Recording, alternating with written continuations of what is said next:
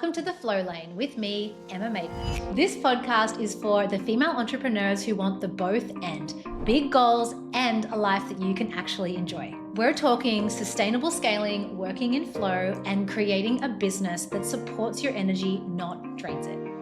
Let's dive in. Let's talk all things AI and what it means in today's world for your business. Now, as you guys know, I love talking about AI, automations, all that kind of stuff, but I am not the brains behind how all of that works in my business. This man over here is. This is Tyson. If you haven't encountered him before, then where have you been? But this is my partner in life, in parenting, and also in business in this context. So Tyson is the guy behind the scenes of pretty much everything that you see from me. I get to be the face and kind of in my zone of genius, to use that common phrase. And he is the guy behind the scenes. Now, his ability to have really lent into AI, automations, all that kind of stuff that we're going to dive into today has fundamentally shifted our business for the better. It is something that I love to be able to use, but without him, I would definitely just be using the free version of ChatGPT and getting slop. Like, it is night and day what you've actually been able to bring into my business and my life and making things so much easier for you. So welcome, Tyson. Thank you for having me. All right, let's talk about AI because this is very much your jam.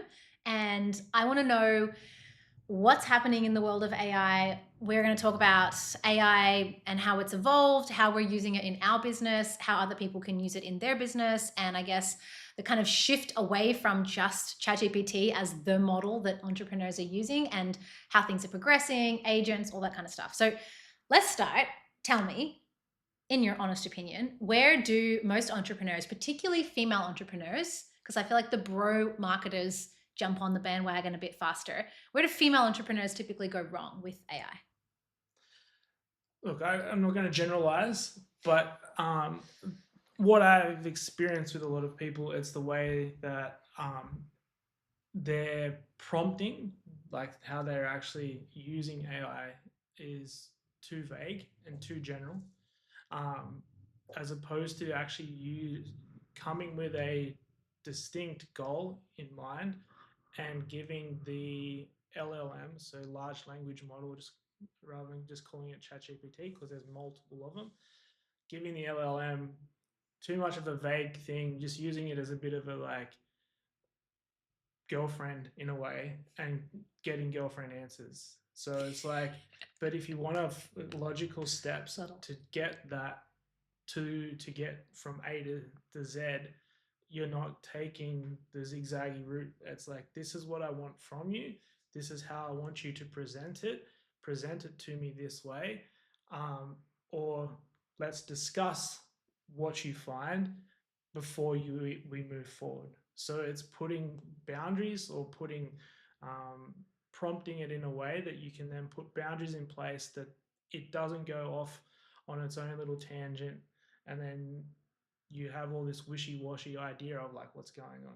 So generally that's what I found, is a lot of people don't give the initial setup of, it doesn't have to be like you setting up a custom GPT, but it's every discussion that you're having, you come with the idea of, this is what I want from you, this is what I need you to do, and then present it to me in this way.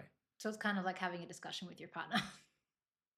Yes, it's like a woman having discussion with her logical husband who has the logical sense when she actually just really wants a hug. So we talk a lot about like building a flow-based business, and we talk about flow, being in flow, as actually needing the boundary, right? I often give this example of, water, it becomes a flood really quickly unless the banks are there. And so what you're essentially talking about is giving GPTs or LLMs guardrails and boundaries. So this is something, to give a more practical example of how we use this in our business, so many different ways. But even with, for example, I can be very creative and have 1,000 different ideas and want to do all the things. And so what we have as an example of a use case of this is you have set up a bit of a, what do you call it? Like the CEO, where I have to put the decisions through it. So we have our quarterly plan. We have where everything is going for the year, what we're working on, and then what are we working on right now in this quarter? Because it's very easy, particularly when you are a creative, to want to go to the next thing or the next thing or the next thing and fast forward. And so we have a custom GPT set up where if I have a new idea, I have to go to it and say, is this in alignment with where we're currently at? And that actually solves us quite a lot of conflict in our relationship, because obviously we're working together and parenting together and running businesses together. So that's a pretty like logical use case of what you're saying, right? Something that has the guardrails and the information to then hold the container. Yeah, so like for anybody out there, you could have one set up for your brand guidelines, your brand guide. You could have one set up for like this, for instance, what you're talking about. It's the CEO. It's called the CEO advisory. It wasn't even a GPT. It's a CEO advisory, and with it, it's now been given our brand guidelines. It's been given our documents that we've created that have our flow, what we call the flow Bible, which is our systems and processes and how our brand shows up throughout all different kinds of channels. It's got our offers for this quarter, and then so then we can come to it and go, well, more so Emma can come to it and go, I've got this other harebrained idea. Can I do this now? Should I make this? And it'll be like, no, stick to the plan, Emma. Like you have this plan, come back to the plan. So um, with that, then yeah, it's in the way that you initially set it up, like I've touched on there then with the documentations that you can actually now with ChatGPT minus Claude, you can begin to upload documentation that it can reference each time it gives you an answer. So then it begins to create more fine-tuned outputs based on what you have given it. So the Flow Bible has that, so that it is being told to reference Flow Bible first, and then our offer specs after that. So then we've created the marketing backbone. So the marketing backbone then only has select out of the 5 documents we've created, it's only got access to 2 of those documents. And that way, then when we go to create marketing campaigns, it can then come to that. It's got our brand voice, it knows how we speak, and then can offer a suggestion on what to post, how to post, where to post. So do you think then that people kind of get it wrong because they don't do all of that background work to get it there? They just expect they can open ChatGPT, for example, and say, give me 5 hook suggestions about regulating the nervous system. And that's why they get kind of AI slop. And the whole internet is now AI slop. That's why, yeah. So if you, the initial, like when I've began setting it up with people, but now like what you can do with GPT or let's just, I don't want to go down that road of like what that is at the moment, but LLMs, whatever it is you're doing, you want to think about and you're kind of reverse engineering where you are at your business. If you have these systems and processes and the documentation already in place, great, you can just upload it in. But if you haven't, then it's like, okay, that you might need to go to the chat and go, I need you to work with me to set up my brand guide for my business in XYZ niche. I have, or ask me a series of questions to get as much information from me to begin to set this up. And then take that, once you've nailed it down, and say, all right, lock that, create a document for me. So now I can now upload that as a project file. So then that's your brand guide. And then you might have your ads and marketing guide and whatever it is. So then each time, each person, each chat that you open up or begin, it's referencing these things and it begins to really fine tune your ability to get better outputs. So where do you think then AI gives the best ROI for a founder? Look, like it's essentially that's a big question because it depends on who you are. Like it depends on who you are because it's like depending on whether you're in a service-based business like B2B, like it's B2C. Like you can get so much different bits and pieces out of it. Like I know there's colleagues of mine who have got AI doing their reception. So they people call up, makes books calls, um, and then is converting deals.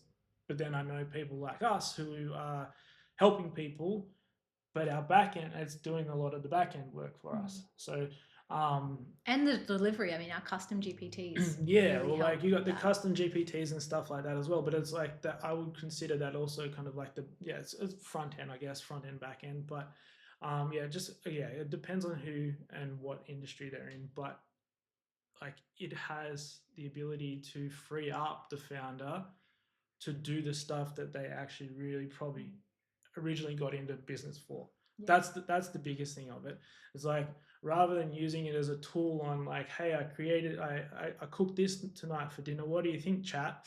Like that kind of thing is a bit like that's why I've really kind of not struggled, but diving into the world of AI because people are going to like leave reality and disappear into that. But if you can leverage it for a tool for your business and how you progress, then it frees you up to do the stuff that you actually probably really truly got into business with. If it's a tradie, he can go and run his jobs while he knows that the tradie AI is doing his quotes and with a plugging it into a CRM to send off the estimations that he's done, right? So whether it's a founder for a coach, right? Their coach would rather be face to face with their coaching clients and have the leads and stuff all like sorted out. So yeah. Okay, so that's a great segue, kind of, I guess, into the ethics, because what you just said about not, making the chat your best friend. That's something that, I mean, I would say my chat history probably knows very little about me personally, and that's with intention because I'm aware of the lack of safety or where is that data going and those kinds of bigger questions, I guess, of the ethics of AI. So I think for me personally, I feel really comfortable using it as a business tool to enhance productivity, to be able to get my time back, to not spend time doing all the stuff that I personally do not like doing in the back end. But where do you think we're kind of then sliding into like the ethical side of it that people maybe aren't aware of when they're actually just, like, for example, I was having a call with a client the other day, and she was saying that she was asking, like, what does the future of my job look like as a therapist? Because I'm noticing that so many people are going to ChatGPT and being like, oh, it's coached me through a breakup and it's been wonderful. But maybe they don't realize that it's a yes man that's agreed. Like you're not going to it and saying, coach me with, Yeah, if they had to set it up and go, you are a psychologist who is trained in all of this is your document, then they might get what a psychologist would give them. But yeah, otherwise they're getting the yes man or the Yeah, so what are the implications then ethically? Like, for example, we're very mindful if we upload transcripts and things like that to remove client details and names because we're feeding information to a model that's learning from the information that it's gathering data points on you. Well, look, at the time of recording, yeah, OpenAI and ChatGPT, like they've just signed a massive deal with the American government to start to train their autonomous agentic AI, which means they can start to create robots and XYZ to be war robots. Essentially, that's what they wanted it for. So with that, ethically, any data that ends up getting put into the system can then be used to train these agentic AIs for that. Agentic AI is another kettle of fish. That's the next level of where we're heading, where the AI begins to take on a form. So you would have heard of agents doing work. At the moment, I've got in my computer at the moment, I've got an agent doing a bunch of lead outreach and another one doing XYZ. But ethically, we're at a point where you if you don't have discernment on how you actually use the platforms, you have that ability to open yourself up. We saw recently where Claude bot, Molt bot So Claudebot, for instance, that came about, and that was off the back of Claudebot. They got a cease and desist. Claude, like Nippy Claw, got a cease and desist because they were too close to Claudebot. So then they became Maltbot, and then whatever iteration they are now. But that in itself opens up wormholes and malware into your system to then start to create. And a lot of people don't realize that connecting these things into like your APIs or giving it your bank details and stuff like that without the guardrails, you can open yourself up ethically to then, or kind of dangerously to, nefarious spyware and whatnot. So not to scare people off it, it's just to really like to be mindful of that, the boundaries that you put in place for it. Like I've got an agent where it must come to me with every decision that it makes for me to sign off before it goes to the next step, as opposed to just letting it go free for all. Like I've heard of stories where a guy set up his Claudebot and then it's went and signed up for a $4,500 Alex Hormozy coaching container because he Thought it would like it had gone through all of his chat transcripts and seen that he liked Alex Hormozy and that that's what he was looking for. So now he's signed him up to it. So that kind of thing, you need to really, the boundaries and how you give it the boundaries. This is who you are. This is what you're doing. Don't step out of the line and um, and and really begin to use it that way. Because like our meditation teacher also, like when he was telling us about, this was in the early days of ChatGPT, and how some of his students were getting a relationship advice of we've gone to ChatGPT and my husband is doing this XYZ, like how do I help, like how do we get past this. Like when we begin to like give our personal kind of like take our humanness into the AI realm, that's when you're going to begin to start to lose contact with the real world. So I feel like this audience in particular will hear agentic AI and be like, that's so over my head. What are you talking That's about? another Robots. episode. Oh my gosh. We can definitely dive into it because probably by the time this comes out, it will already be a thing. Like it is just rapidly evolving so quickly.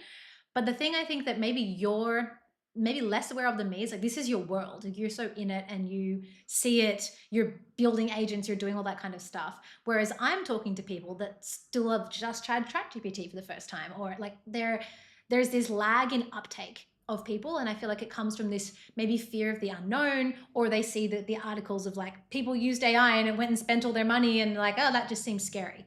So there's kind of like these two sides of the fences. What is the actual implication? I mean, I guess we don't really know, but maybe you have a thought on it, of not leaning into AI at all as a business and actually leaning into it, or perhaps working with someone who is well versed in it and having them kind of hold your hand. You know, we do a lot of this in our 1% club and with our clients. We help them firstly with prompting, with actually setting up their GPTs effectively. Simple things like having folders and having documents, as you said, to be able to reference. Like there's an actual system that we can implement for people to have all this stuff set up. But yeah, I guess where do you think that you do get left behind, or is that just the bro marketers that are trying to scare everyone into using their latest AI? Well, there are the bro marketers. They are like, and you see through that bullshit. When the people are going completely in one way, like, and like the pendulum, right? It's like one way or the other. You got to find the equilibrium, and what works for you might be a little bit, and then you touch in for a little bit, and you go. But I feel 2026 in the way that, so AI at the moment is going to be is the cheapest it's ever going to be. With the more computing power that it takes, it's going to start to cost more for people. So 2026 into 2027, your ability to harness this as a business owner is ripe for the picking. We're at that we're at that stage where it's becoming mass adoption. There's three stages of how things kind of take place. It's the early adopters, which is kind of where I was at. Then there's the mass adoption, and then there's the laggards at the back. So the laggards are going to be the people trying to catch up, or being going to be like, where the hell did that train go? Mm. It's the same thing that happened when the saddle maker was kicking up a stink about the new cars were going to be going to take, and we can't do that. Like the how the hell yeah, the horses and blah blah blah blah. And now look, everybody pretty much owns a car on the planet. It's the same thing when computers came around. It was like, oh, the computers won't last. Like, how are we going to write? We're going to be writing letters to people all with life. Now, literally, everybody walks around with one in their hip pocket.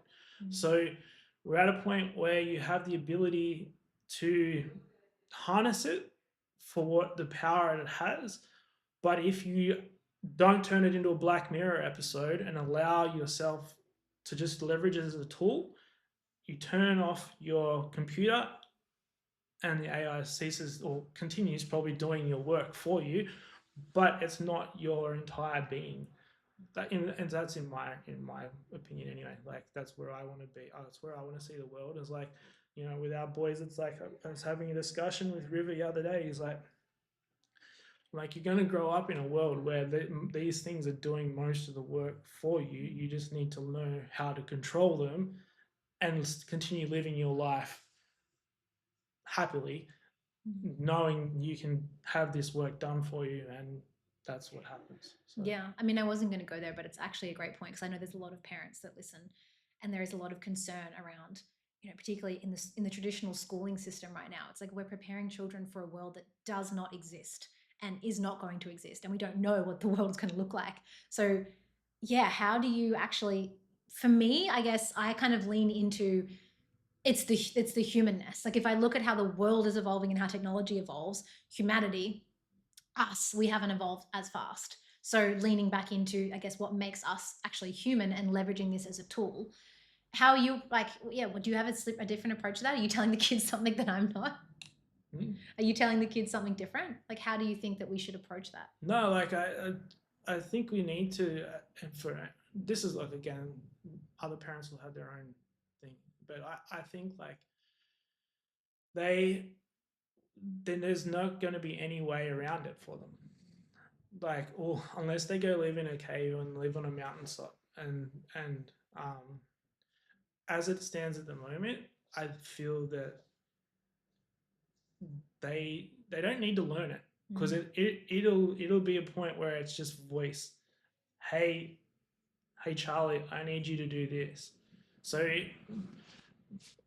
like the Chinese government still is pushing their children to learn coding, because to learn coding opens up how you actually have this technology work for you.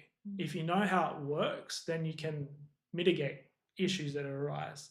You take the power back from it by then being able to program it.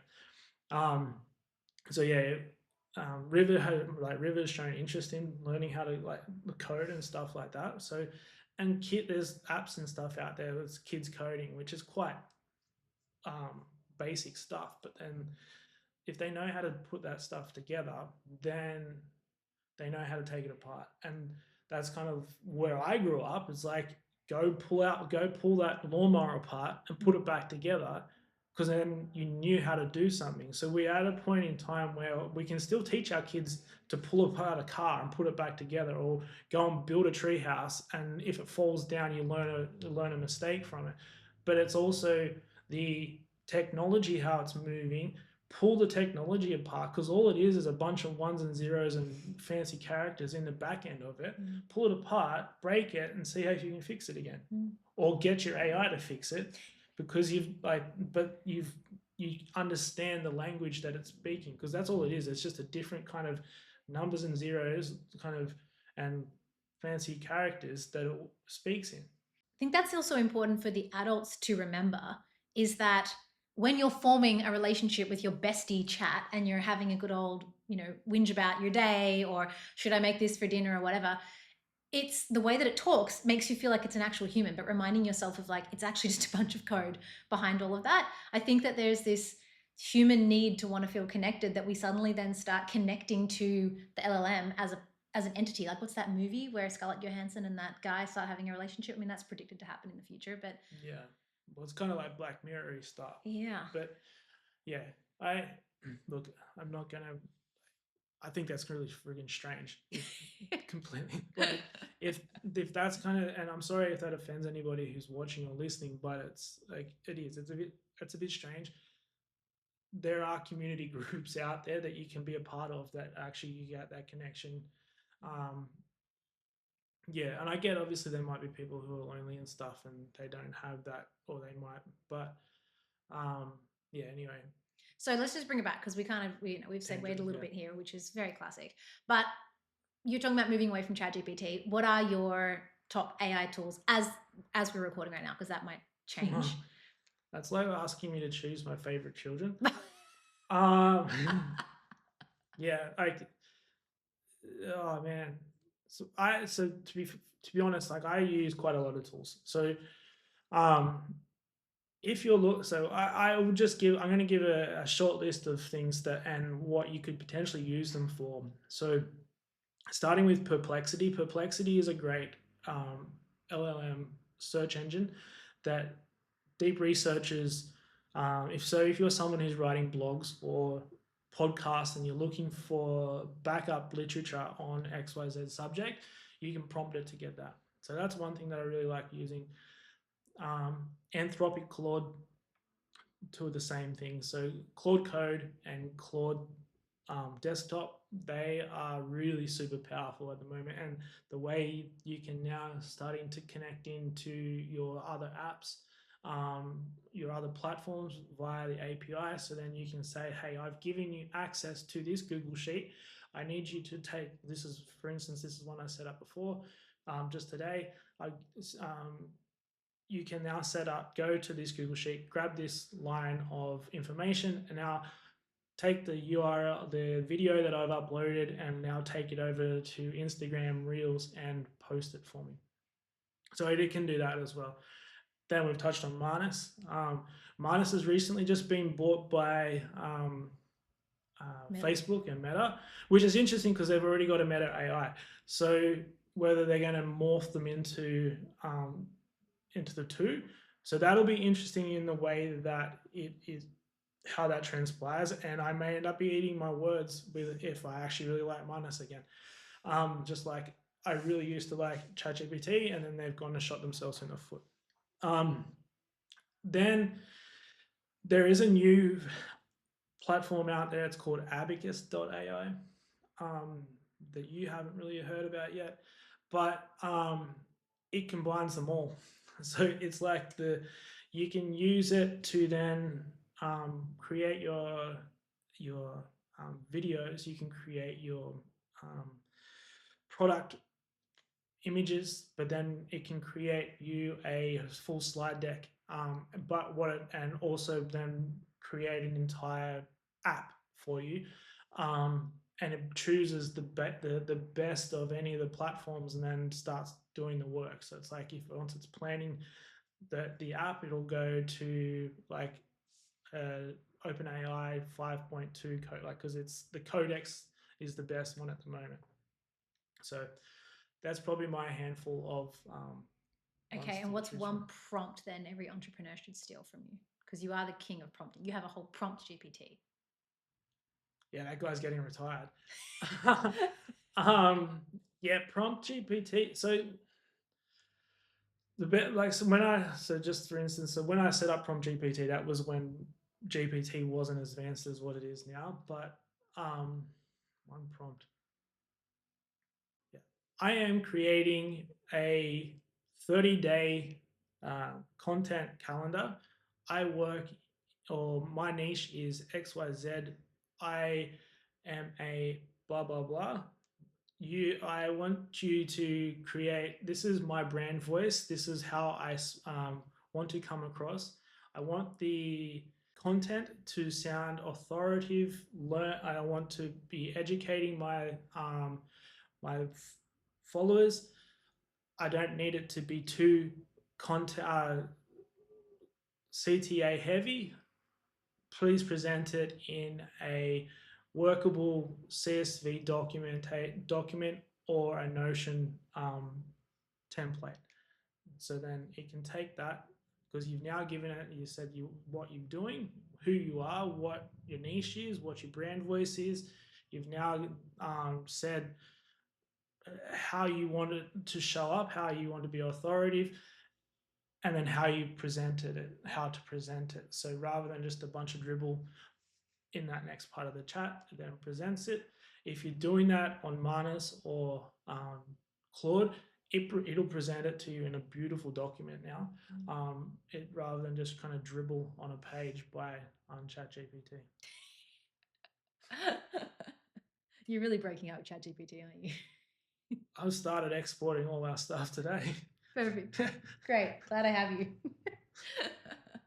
Okay. Anything else you want people to know about AI before we wrap this up? Because we're going to have to do more of these episodes because obviously things are progressing so quickly. But even to give you an idea of what you just touched on before, of workflows you can actually set up and systems and processes. So even just this podcast, as you said, you did it all for me. You set up, you did the whole like research, was Perplexity that you used, I think, and did full research into the topics, the structure, the whole season. Everything was super well researched and laid out. And then I could add all of my stuff into that. And then we have like the next part of that it goes into, then we have a custom GPT, which has guardrails of helping us come up with, SEO and all that kind of stuff is all built into this one thing, which saves me so much time. And then we also have a SOP for the editors. So then it goes to the editing team and they have a SOP that they can follow in that whole process. So that's kind of, I guess, a high level overview of how we integrate AI into a system to then save us. Like before I had AI, these podcasts like this and the whole process of it was so labor intensive. And it's why I've probably never really gone for video and the whole thing, because it was just really hard. So I feel like for me, that saved me so much time and energy to then have this system that all I'm doing is just plugging in and I get to show up and do what I like, which is just yapping all day. Talk. So that's just, I guess, a practical use case of how we're using it in our business. But is there any other workflow you feel like people really need to know about? Again, it's not one single workflow, because I personally, I would look at the one thing that takes you the most amount of time in a week and systematize that through AI integration or workflow. So whether it's, if you're really terrible at getting back to any text messages or whatever, is maybe you need to give it guardrails and read your text messages and then create a list of who you should actually get back to and who you don't really need to get back to, or emails, right? So you could even set up a workflow where it reads your emails, it categorizes them and puts them in most important, not important, don't worry about it, it's junk. And you then only have to come back and reply to the important ones in your time.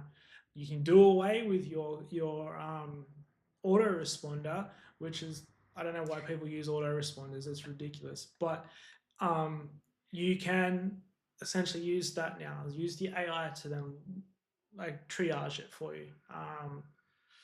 Yeah, it just depends on who you are. I would just sit down and write what actually takes the most time in my week to do for my business, and then how then you can come to a GPT and say, this takes me 8 hours or 14 hours a week of content. For me, it's content creation because I can't speak well in front of a camera like Emma and underwater. And that's the thing that I would really struggle with, is getting content out and planned and blah, blah, blah.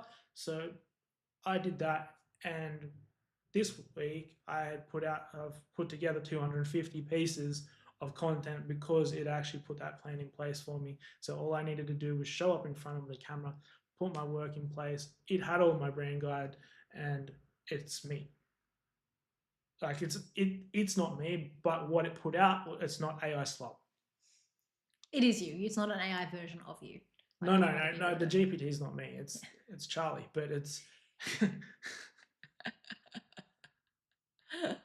Okay, awesome. So if you want to dive deeper into all of this, we work with our clients on this stuff all the time inside of the 1% Club. So I'll put the details below about how you can apply to join us there, because, it's not something, I think there's a lot of people that position themselves as, AI experts, but I feel like it's a constant evolution. And for us, we're always learning, adapting it in our own business, adapting it within our clients' businesses, learning from that, and trying to find the best possible solution to help support people as we move into this whole new world. Yeah, absolutely. And like if the 1% Club doesn't sit right with you right now, Automate to Elevate session is a good one to start with. So where it's a 2.5 hour session where we can automate your business to elevate it. So that's working with me, and we can pull it apart, look at those sections that need to maybe be mapped out, and then move into that next one. Awesome. Maybe put that in the list description below. He's learning. Ooh, this is great. All right. Thanks, Tyson. We'll bring you back on again soon. Don't forget to subscribe and hit the button below.